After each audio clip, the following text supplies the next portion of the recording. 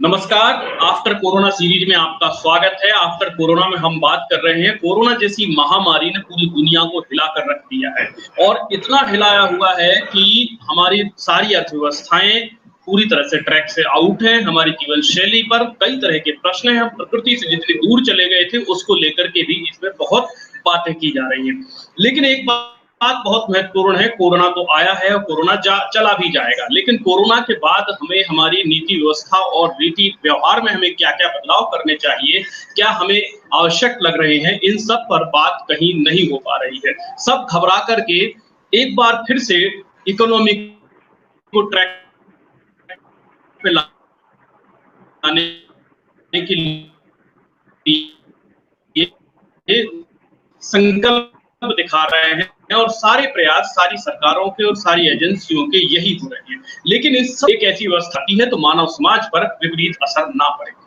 आज हमारे साथ हैं अंकुर जैन, भोपाल से हैं, अच्छे एजुकेशनिस्ट हैं। एजुकेशन में इनका एमए इन एजुकेशन आपने किया हुआ है और मेथोडोलॉजी पर और फॉर्मेट पर काम कर रहे हैं। आज का विषय भी हमने आपके अनुरूप रखा, education needs changes in format and content.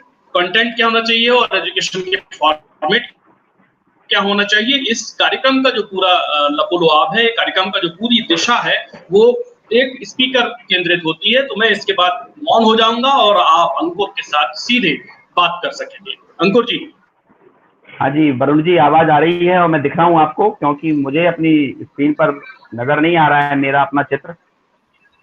तो कहीं कोई अचानक क्या हुआ था? कंटिन्यू रहिए, आप बिल्कुल सुदर्शन चेहरे के साथ आप मौजूद हैं लोगों के बीच। अच्छा ठीक है, क्योंकि मेरे को यहाँ समझ में नहीं आ रहा है। हाँ तो देखिए, बहुत ही अच्छा विषय आपने चुना है और जिन विद्वानों के साथ आप लगातार चर्चा कर रहे हैं और आगे भी जिन लोगों को शेड्यूल किया है, मैं लगातार उनको देख रहा हूँ और निश्चित तौर पर बहुत ही सार्थक चर्चा आपके द्वारा की जा रही है। कल भी बहुत ही सुंदर चर्चा मैंने पूरी सुनी, बहुत बढ़िया आपका पूरा विषय था और उसी अनुसार जो इन विशेषज्ञों को आप आमंत्रित कर रहे हैं वो बात कर रहे हैं।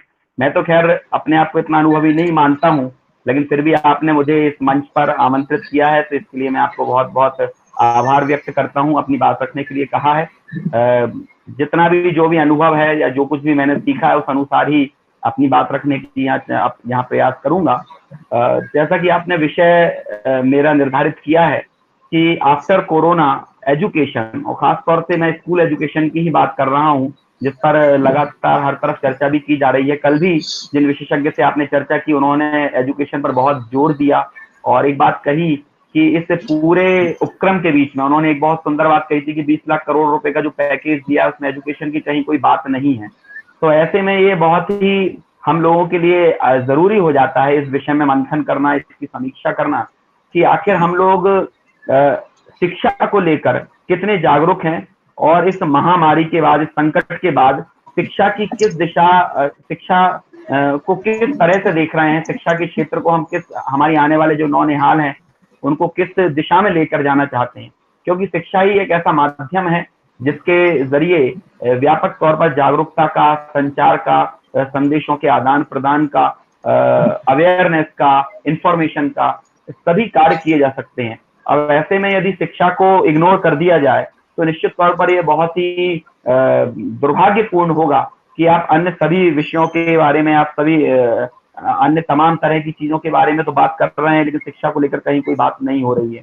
कल मैंने, जैसा कि आपके ही डिस्कशन में सुना था, उन्होंने ताइवान का उदाहरण दिया था कि ताइवान जैसे देश में कोई लॉकडाउन नहीं किया और लगभग दर्जनों मामले होने के बावजूद भी वहां पर सिर्फ अवेयरनेस के जरिए और शिक्षा के जरिए ही इस पूरी कोरोना महामारी के खिलाफ जंग लड़ी गई। तो ऐसे में हमें भी इस चीज को देखना पड़ेगा, क्योंकि जितना बड़ा हमारा देश है, क्षेत्रफल की दृष्टि से भी देखा जाए या फिर जनसंख्या की दृष्टिपथ से भी देखा जाए, और उसमें भी युवा आबादी जितनी है, और लगातार स्कूल एजुकेशन में हम देख रहे हैं स्कूलों में पढ़ने वाले बच्चों की संख्या करोड़ों करोड़ों में है। जिस अनेक देशों की उतनी जनसंख्या नहीं है, उतने बच्चे ही हमारे यहाँ पर अभी प्राइमरी एजुकेशन हासिल कर रहे हैं। तो आने वाले कल के लिए, कल को यदि फिर से एक ऐसा संकट खड़ा होता है तो हम उसके लिए कितना तैयार हैं, ये आज हम मौजूदा दौर में ये यदि हम समीक्षा करें तो हम ये कह सकते हैं कि शायद कहीं ना कहीं हमसे कोई चूक हुई है कि आज हम एक ऐसा माहौल नहीं बना पाए हैं कि जिसके जरिए हम एजुकेशन के जरिए लोगों को अवेयर कर सकें। लोगों का बौद्धिक स्तर शायद हमने उतना व्यापक पैमाने पर हम हमारी शिक्षा में कहीं कोई कमी रही है कि जिसके कारण जो संदेश थे वो प्रॉपर लोगों तक डिलीवर नहीं किए। हमने लोगों से अपील की सोशल डिस्टेंसिंग का पालन करने के लिए, चाहे हमने लोगों से अपील की कि आपको हाथ धोना है, आपको फिजिकली लोगों से एक दूर रहना है, मास्क पहनकर चलना है, बाजारों में जाएं तो किस तरह से एहतियात बरतना है। तो हमने ये संदेश दिए, हमने जागरूक करने के अनेक प्रयास किए, लेकिन फिर भी कमी कहाँ रह गई। देखिए, इसका एक बहुत बड़ा वजह जो मैं मानता हूँ, और आपसे पहले भी मेरी ये चर्चा हुई थी तो तब भी मैंने आपसे बात कही थी कि कहीं ना कहीं हमने हमारे प्राचीन ज्ञान को, हमारी परंपराओं को, देखिए हर परंपरा अच्छा नहीं होती है, मैं उसके फेवर में नहीं भी रहूंगा, लेकिन जो चीजें लॉजिकली हमको सही लगती हैं उनको हम सिर्फ पाश्चात्य संस्कृति के अंधानुकरण में या सो कॉल्ड अपने आप को मॉडर्न बताने के चक्कर में यदि हम उनका अंधानुकरण करते चले जाएंगे और हमारा जो प्राचीन ज्ञान है, जो हमारे शास्त्रों में, हमारे धर्म ग्रंथों में, हमारे पुराणों में जो चीजें निहित हैं, हम उनका पालन ना करें, मतलब कुल मिलाकर देखिए एक संचार में एक मॉडल हुआ करता था, डोमिनेंट पैराडिम। तो डोमिनेंट पैराडिम का जो पूरा मॉडल है वो यही बात कहता है कि आप लोगों का सहज ज्ञान इतना विकसित कर दीजिए कि जिसके कारण उनको बाहर से चाबुक के जरिए उनको अनुशासित करने की जरूरत ना पड़े, बल्कि लोग अपने ज्ञान के जरिए ही स्वयं अनुशासित हों। तो यदि लोगों का ज्ञान, लोगों का विवेक इतना जागृत रहेगा तो हम ये मान सकते हैं कि फिर निश्चित तौर पर हमें अनावश्यक उन पर, जिस तरह से हमने देखा कि जगह जगह हमको पुलिस लगाना पड़ी, लोगों पर जुर्माना लगाना पड़ा। अब सोचिए कि लोगों को खुद इस बात की परवाह नहीं है कि इस तरह की लापरवाही यदि वो बरतते हैं तो इससे उनका अपना नुकसान होगा, उनके अपनों का नुकसान होगा, उनके परिवार का नुकसान होगा, ये उनकी जान को लेने वाला भी, उनकी लापरवाही उनकी जान पर भी आड़े आ सकती है। लेकिन इसके बावजूद भी लोग बाग नियमों का उल्लंघन करते हुए देखे गए, पढ़े लिखे लोगों में इस तरह की प्रवृत्ति देखी गई, वो नियमों का उल्लंघन करते हुए देखे गए। तो हमें ये सोचना जरूरी है कि हम आखिर कहाँ हमारी कमी रह गई है। देखिए, एक बहुत सुंदर बात किसी विद्वान ने कही है कि शिक्षा का उद्देश्य जो है वो नर से नारायण बनाने का है, लेकिन आज की शिक्षा व्यवस्था को यदि हम देखें तो हम अच्छे से नर का निर्माण ही नहीं कर पा रहे हैं, नारायण बनाना तो बहुत दूर की बात है। और पढ़े लिखे लोगों में ही दुर्दांत वृत्तियों को कम नहीं कर पा रहे हैं, पढ़े लिखे लोगों में ही अनेक प्रकार की विसंगतियां देखने को मिलती है, एक दूसरे की लूट खसोट की उनकी प्रवृत्ति रहती है, उनके अंदर संवेदनशीलता का अभाव है, सहृदयता नहीं है। तो जब सहृदयता, संवेदनशीलता जो कि सर्वगुणों का सिरमौर है, आपकी यदि संवेदनशीलता नहीं है, क्योंकि संवेदनशीलता में सारे गुण समाहित हो जाते हैं, और शिक्षा आपको संवेदनशील बनाने में, सहृदय बनाने में ही यदि असफल है तो हमें इस बात का विचार करना पड़ेगा कि आखिर हम कर क्या रहे हैं। अभी मैं कुछ दिनों पहले सच्चिदानंद हीरानंद वात्स्यायन का एक उपन्यास पढ़ रहा था, नदी के द्वीप। उसमें उन्होंने एक बात कही थी कि जीवन का उद्देश्य तो शोध होना चाहिए था, लेकिन हमने हमारे जीवन को दौड़ में खर्च कर दिया है, और आज हम शोध को प्राथमिकता नहीं दे रहे हैं, बल्कि दौड़ को सुविधा दे रहे हैं, दौड़ को प्रायोरिटी दे रहे हैं। हमारा उद्देश्य जीवन का आनंद होना चाहिए था, लेकिन हमारा उद्देश्य जीवन का सुविधा हो गया। और आज की शिक्षा व्यवस्था की भी यदि हम समीक्षा करें तो हम ये कह सकते हैं कि आज की शिक्षा व्यक्ति को आनंदित करने का माध्यम साबित नहीं हो रही है। हाँ, उसको सुविधा भोगी, उसको विलासी बनाने को ही शायद हमने सफलता के पैमाने से जोड़ लिया है। जीवन में शोध और अनुसंधान की वृत्तियां चली गई हैं। हम ना तो आत्म अनुसंधान कर रहे हैं, ना ही किसी अन्य विषय के ऊपर गंभीरता से चिंतन मनन कर रहे हैं। और जब तक हम उसका निदान नहीं खोजेंगे, जब तक हम उसकी समस्या की तह में नहीं जाएंगे, तब तक हमें उस समस्या का समाधान भी प्राप्त नहीं हुआ, क्योंकि हमारी चिंतन की वृत्ति चली गई है। तो एक जो जिज्ञासु जीव है, जो एक स्वाध्याय की प्रवृत्ति है, या जो जिज्ञासा, सहज जिज्ञासाओं का जो भाव है, वो सारी शिक्षा कहीं ना कहीं, यदि हम कंटेंट की बात करेंगे, मैं पूरी चर्चा अभी फिलहाल कंटेंट को लेकर कर रहा हूँ, कि वो जो शिक्षा जो आपको एक अनुसंधान करता बनाने वाली होना चाहिए, आपको जिज्ञासु बनाने वाली होना चाहिए, या आपको आनंदित करने वाली होना चाहिए, या आपका आभा मंडल इस तरह से निर्मित करने वाली होना चाहिए कि जिससे आपके परिवेश में जो दूसरे लोग रहें वो भी आपसे आनंदित हो, वो भी आपसे प्रसन्न हो। लेकिन शायद इन दोनों ही पैमानों पर हम देखें तो आज हमें इस बात की परवाह तो है कि हमारा अमुक एजुकेशन या अमुक संस्थान से पढ़ाई करने के बाद पैकेज कितने रुपए का होगा। देखिए, वो भी मैं उसको ये नहीं कहूंगा कि सिर्फ शिक्षा को हम ये कहने लगे कि वो कमाई करने वाली या आजीविका का साधन बनने वाली नहीं होना चाहिए। लेकिन देखिए एक बहुत सुंदर छंद है कि 72 कला जीव की, तामे दो सरदार, एक जीव की आजीविका, दूजा जीवोद्धार। कि शिक्षा 72 कलाओं में 2 कलाओं को सिरमौर कहा है, सरदार कहा है। एक तो जीव की आजीविका और दूसरा जीवोद्धार, मतलब जीव का उद्धार। उसमें हमारा स्वयं का उद्धार भी शामिल है और उसमें हमारे निमित्त से, हमारी सहायता से अन्य जीवों का, अन्य लोगों का, अन्य संगी साथियों का, हमारे मित्रों का, समाज का, अन्य परिवेश का, इन सब लोगों का भी उद्धार उसमें गर्वित होना चाहिए। आज ये देखिए कितने बुरे दृश्य हमको लॉकडाउन के दौरान देखने को मिले कि हमारी आंखों के सामने से छोटे छोटे नन्हे नन्हे बच्चे हजारों किलोमीटर का सफर तय करके, जो मजदूर वर्ग थे उनके बच्चे थे, और बड़ी चिलचिलाती गर्मियों में उन लोगों का जब हमने देखा कि पलायन जो हुआ इतने व्यापक पैमाने पर, भूख से, प्यास से तड़पते हुए रहे। लेकिन सोचिए हमने इतना एक समाज, समृद्ध समाज भी हम ऐसा नहीं बना पाए हैं कि जो उन लोगों की दुविधाओं और समस्याओं को दूर करने वाली साबित हो सकती। क्योंकि हम शासन और प्रशासन को हर जगह नहीं देख सकते, सरकार हर जगह हो भी नहीं सकती है। ऐसे में हर व्यक्ति को ही शासन बनना पड़ेगा और उसका शासन तभी लोगों के लिए कार्यकारी साबित हो सकता है जब वो स्वयं से अनुशासित हो, जब उसके अंदर जीवोद्धार की भावना हो, जब उसके अंदर अन्य प्राणियों के लिए कुछ करने का भाव हो। और अब आप सोचिए कि जब किसी व्यक्ति के अंदर ये भाव ही ना जन्मा हो तो हम ये कैसे मान सकते हैं कि वो व्यक्ति शिक्षित है। शिक्षा ने क्या उसको इंसान बनाने में अपनी भूमिका निभाई है। हम बचपन में एक श्लोक पढ़ा करते थे जब स्कूल में पढ़ते थे, संस्कृत का श्लोक था, नरस्य वर्णम रूपम, रूपस्य वर्णम गुणा, गुणस्य वर्णम ज्ञानम, ज्ञानस्य वर्णम क्षमा। कि नर का आभूषण गुण है, गुण का आभूषण ज्ञान है, नरस्य वर्णम, नर का आभूषण रूप है, रूप का आभूषण गुण है, गुण का आभूषण ज्ञान है और ज्ञान का आभूषण क्षमा है। तो क्षमा कहकर दरअसल पूरे उन सद्भावों की बात की गई है। अकेली क्षमा को ही नहीं समझना है, सहयोग की भावना आपके अंदर हो, आपके अंदर अहंकार का भाव ना हो, आपके अंदर सत्यता हो, आपके अंदर संयम हो, आपके अंदर त्याग का, समर्पण का भाव हो, आपके अंदर अकिंचन्य का भाव हो।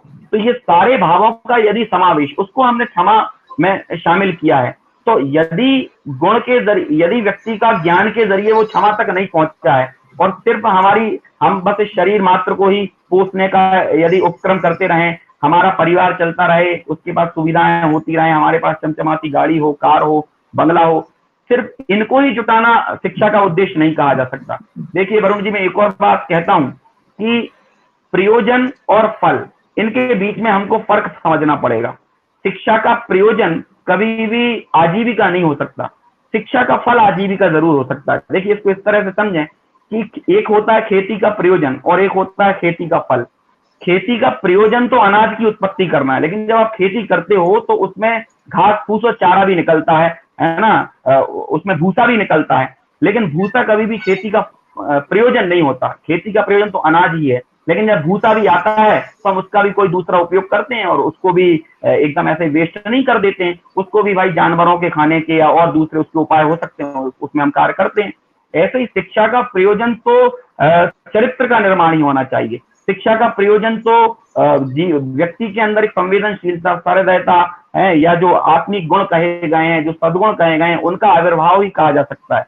लेकिन साथ में हम ये कह सकते हैं कि भाई उसका जो फल है तो वो आजीविका भी यदि चल जाए, आप उससे अपने परिवार को चला लें, आप उससे अपनी जरूरतों को पूरा कर लें, इसमें भी यदि शिक्षा निमित्त बन जाए तो कोई बुराई नहीं है। लेकिन हमें उस दौर में मुख्य प्रयोजन नहीं भूलना चाहिए। लेकिन आज हो उल्टा रहा है। आज दरअसल स्थिति ये बनी है कि शिक्षा का प्रयोजन अर्थोपार्जन हो गया, शिक्षा का प्रयोजन संस्कार नहीं रहा है, शिक्षा का प्रयोजन चरित्र का निर्माण नहीं रहा है। गांधी जी का भी एक वाक्य बहुत प्रसिद्ध है कि भाई शिक्षा का उद्देश्य तो चरित्र का निर्माण ही है, प्रतिभा अकेला हासिल करना नहीं है। क्यों? क्योंकि प्रतिभा तो जन्मजात हो सकती है, प्रतिभा आप दूसरे जरियों से भी प्राप्त कर सकते हैं। लेकिन चरित्र का निर्माण, व्यक्तित्व का निर्माण, वास्तव में मूल प्रयोजन और मूल उद्देश्य तो, मूल ध्येय तो हमारा यही होना चाहिए। तो अब इन सारी चीजों को ध्यान में रखकर हम हमारे प्राचीन ज्ञान को, हमारे मूल्यों को ध्यान में रखकर हम कंटेंट पर विचार करें कि क्या हम बच्चों के अंदर उस तरह के संस्कारों का जन्म कर पा रहे हैं। क्योंकि आज माँ बाप ही बच्चे को स्कूल जाते समय उसमें यही बात उसके दिमाग में भर दी जाती है कि बेटा बड़े होकर तुम्हें डॉक्टर बनना है, तुम्हें इंजीनियर बनना है, या तुम्हें बड़े होकर फला भैया को देखो वो 10 लाख कमाते हैं, फला भैया को देखो उन पर इतनी बड़ी गाड़ी है, उनका इतना बड़ा बंगला है। इस तरह से बच्चे के अंदर से ये भाव भर दिया जाता है कि तुमको पैसा कमाना है, तुमको उस फला पद पे पहुंचना है।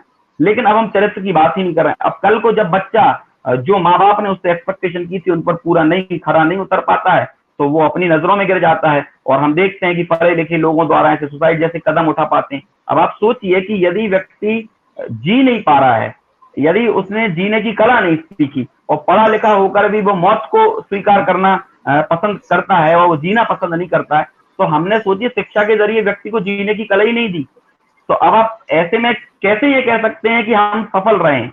तो बहुत गंभीरता पूर्वक इन सारी चीजों पर जो नीति निर्माता हैं उनको भी सोचने की जरूरत है, जो बुद्धिजीवी हैं उन्हें सोचने की आवश्यकता है, जो अध्यापक हैं, टीचर हैं, जो इन सभी लोगों को इस विषय में सोचने की जरूरत है। माता पिताओं को इस बारे में सोचने की जरूरत है कि वो आखिर किस दिशा में अपने नौनिहालों को, अपने बच्चों को लेकर जाना चाहते हैं। और यदि किताबों में वो कंटेंट है भी, तो फिर क्या कारण है कि उस कंटेंट का बच्चों के जीवन पर प्रभाव नहीं पड़ता है? तो फिर हमारी अध्ययन शैली में कहां पर क्या कमी रह रही है, हम पढ़ाने में कहां कुछ कमी छोड़ रहे हैं, क्या दिक्कत क्या हो रही है? उन सारी चीजों की समीक्षा करने की बहुत गंभीरता से आवश्यकता है। और जो लोग इस क्षेत्र में बहुत ही गहराई से जुड़े हुए हैं, उन लोगों की जिम्मेदारी बहुत बड़ी हो जाती है। हम लोग तो एक अदने से लोग हैं, हम सिर्फ चर्चा कर सकते हैं, सिर्फ कुछ बातें ऐसी निकाल सकते हैं। शायद हो सकता है कि उन बातों में किसी का उन बातों में से किसी व्यक्ति को ऐसे कुछ पॉइंट प्राप्त हो जाएं जिनके जरिए वो उन बिंदुओं को यदि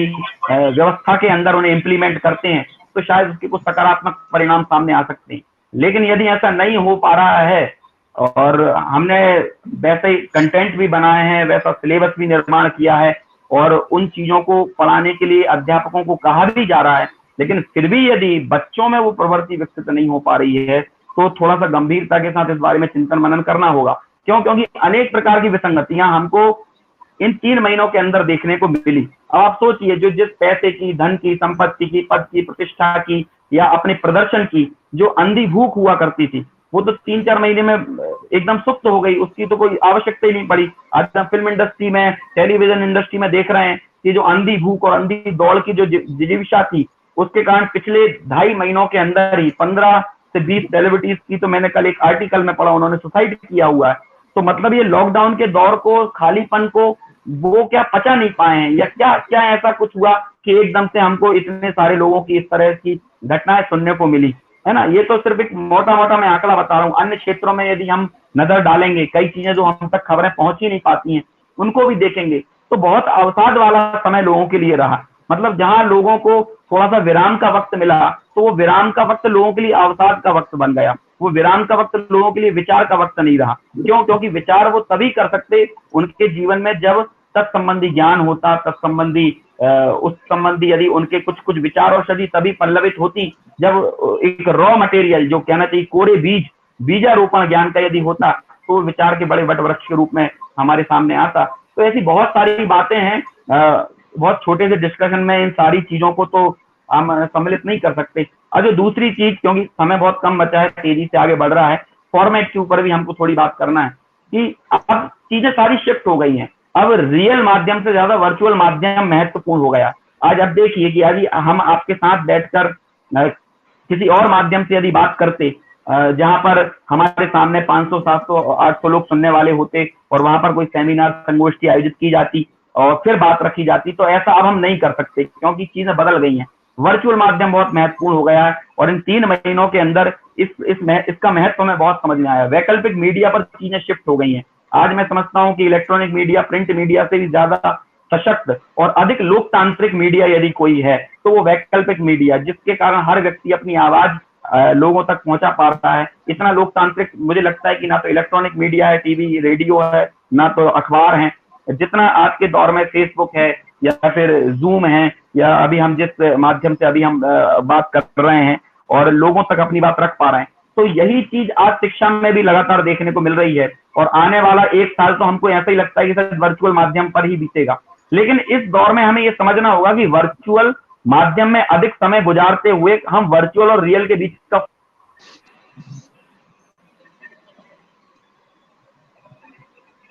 जी अंकुर, एक फोन कॉल आया इसलिए थोड़ा सा डिस्टर्ब हुआ। तो हमें इस बात को भी समझना पड़ेगा कि कहीं ये वर्चुअल माध्यम जो है वो इतना ज्यादा जीवन में घुसपैठ ना कर ले कि हम रियल और वर्चुअल के बीच में फर्क ना समझना भूल जाएं। कहीं आज के दौर में ही देखिए कि लोगों को फेसबुक पर यदि लाइक मिल जाता है तो वो जितने प्रसन्न होते हैं, उतना यदि कोई उनका पड़ोसी तारीफ कर देता है तो उसको उनको फर्क नहीं पड़ता है। क्यों? क्योंकि वर्चुअलिटी जीवन में इतनी ज्यादा समा गई है। तो ऐसे ही एक शिक्षक का और एक शिष्य का जब आमना सामना होकर जब वो प्रत्यक्ष पढ़ते हैं या किताबों से सीधे पढ़ते हैं, तो उसके कारण जो हार्ड कॉपी यदि आपके पास होती है तो वो जो एक भाव पैदा करती है, साक्षात शिक्षक का होना, साक्षात पुस्तक का होना जो फर्क पैदा करता है, वैसा मुझे नहीं लगता कि शायद वर्चुअल माध्यम के कारण हो। तो ऐसे में ये जिम्मेदारी अभिभावकों की हो जाती है कि परिस्थितियों के कारण हमको शिफ्ट होना पड़ा है वर्चुअल माध्यम पर, लेकिन वे बच्चों के अंदर एक बोध को जिंदा रखें, एक इस तरह की भावना को जिंदा रखें कि वे वर्चुअल और रियल के बीच का फर्क समझ सकें। आज ही मैं जब न्यूज बना रहा था अपने दूरदर्शन में, तो वहां पर यहाँ राज्य शिक्षा केंद्र ने एक खबर मैंने लगाई जिसमें कहा था कि प्राइमरी और प्री प्राइमरी स्कूल के बच्चों के लिए ऑनलाइन क्लासेस बिल्कुल बंद रहेंगी। क्यों? क्योंकि इससे वे मोबाइल के हैबिचुअल हो रहे हैं और अपनों के बीच में समय बिताने की भावना जा रही है। ये उनका शरीर पर भी दुष्प्रभाव पड़ रहा है बच्चों के ऊपर, तो क्योंकि उन्होंने को ही सच मान लिया। अब उनके लिए पूरी दुनिया एक तरह से मोबाइल ही हो गई है, यही उनके लिए अध्ययन, अध्यापन, मनोरंजन सबका माध्यम हो गई है। तो इसलिए जो फॉर्मेट के लेवल पर जो फर्क आ रहे हैं, तो हम इस फॉर्मेट पर शिफ्ट तो हो रहे हैं। अब हम ऑनलाइन और डिजिटली प्लेटफॉर्म पर जा रहे हैं, लेकिन डिजिटली प्लेटफॉर्म पर जाते हुए भी हम थोड़ा सा इस बात का ज्ञान रखें, इस बात का विवेक रखें कि जो रियलिटी है, जो जीवन की सच्चाई है, जीवन की सत्यता है, उससे हम मुख ना मोड़ें, उससे हम दूर ना हो। ये चीज यदि हमारे जीवन में रहेंगी तो निश्चित तौर पर हम ये कह सकते हैं कि शायद हम वैकल्पिक मीडिया को चुनने के बावजूद भी हम संस्कारों का, भावनाओं का, संवेदनाओं का कोई दूसरा विकल्प नहीं हो सकता। मीडिया का विकल्प तो हो सकता है, लेकिन अंदर के गुणों का, सद्भावों का, सद्भावना का, क्षमा का, इस तरह के जो सद्गुण, जो हमारे मूल्य हैं, उन मूल्यों का कोई विकल्प नहीं है। इस बात का बोध हमको जीवित रखना बहुत जरूरी है। तो ये सारी चीजें हैं। बहुत थोड़े से समय में मैं खुद नहीं समझ पा रहा हूँ कि किन बातों को चर्चा करूं और किन बातों को छोड़ूं। अब मुझे लगता है 3 यहाँ पर बज गए हैं और मुझे कितनी देर बोलना है, क्या कहना है, थोड़ा सा आप मार्गदर्शन कर दें तो मैं अपना विषय समेट कर पूरा करूं यहाँ पर। अंकुर जी, आपका बहुत बहुत शुक्रिया। आपने एक बहुत ही समेकित ढंग से बात की। हमारी कोशिश ये है कि इसमें ऐसे मेथड्स पर डिस्कशन हो, ऐसी चीजों पर डिस्कशन हो कि कोरोना के बाद हमें किस तरह के बदलावों की ओर बढ़ना होगा। यानी मेजरली हम बात करेंगे, ब्रॉडली हम बात करना चाहते हैं कि कोरोना के को हम यूं ना मान लें कि एक सामान्य पैंडेमिक था और वो निकल गया, एक बड़ा तूफान था, वो निकल गया, हम बच गए। ऐसा नहीं होना चाहिए, बल्कि ये होना चाहिए, अगर हम मनुष्य हैं और हम समग्रता से सोच सकते हैं, तो हमारा प्रयास ये होना चाहिए कि हम डिफरेंट जो हमारे सेगमेंट हैं, हमारी बिलोंगिंग्स हैं, उनको उनमें हम ऐसी नीतियों में बदलाव करें, ऐसे हम नागरिक व्यवहार में बदलाव करें जिससे कि वो मल्टीप्लाई हो करके और बेहतर तरीके से हो, ताकि इस तरह की कोई और भी आपदा कभी भविष्य में मनुष्य जाति पर आए तो वो उसका सामना करने के लिए पूरी तरह से मुस्तैद रह सके। अंकुर जी, आपने बहुत अच्छी बात रखी हमारे साथ। 3:10 से अगले वक्ता होंगे अजय श्रीवास्तव जी, जो एजुकेशनिस्ट हैं, बिलासपुर से ताल्लुक रखते हैं और देश के अच्छे एजुकेशनिस्ट हैं। वो भी बात करेंगे कंटेंट और मेथड पर। अंकुर जी, बहुत बहुत शुक्रिया, नमस्कार। जी शुक्रिया, नमस्कार।